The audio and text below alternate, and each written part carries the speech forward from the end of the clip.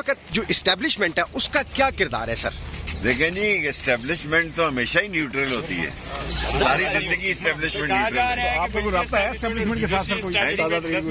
میرا کوئی تعلق نہیں۔ سر رانا ثناء اللہ کہتے ہیں کہ چیف جسٹس جو ہے وہ رانا ثناء اللہ پاگل ہے، ٹائم نہ ضائع کریں، اس کا کہیں سے سائیکو علاج کرائیں۔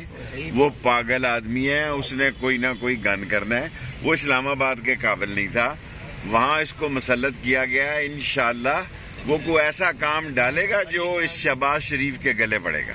سر آج عدالت نے دوبارہ سے عمران خان کے جو وارنٹ گرفتاری ہیں وہ جاری کر دی ہیں سر، اور گرفتار کر کے عدالت پیش کرنے کا حکم جاری کیا ہے۔ دیکھیں، عمران خان اس وقت 13 پارٹیوں سے ہی نہیں بلکہ تمام ان کے چیلوں سے لڑ رہا ہے، کوئی فرق نہیں پڑتا۔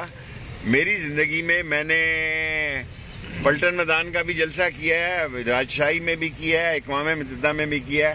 میں سوچ نہیں سکتا تھا کہ مینار پاکستان کا جلسہ کامیاب ہوگا، جس طرح کنٹینر لگے تھے اور لوگ جس طرح پیدل پہنچے ہیں، لوگ اس کے ساتھ ہیں۔ شیخ صاحب، توہین عدالت صرف عمران خان پر ہی کیوں لگتی ہے، باقی کو کیوں چھوڑ دیا جاتا ہے؟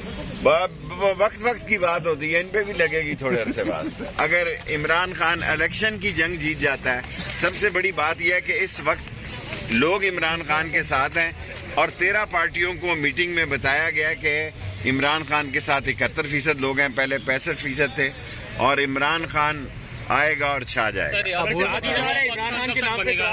مجھے یہ تو نہیں پتا، میری دعا ہے کہ میں 27ویں ریاست مدینہ میں گزاروں۔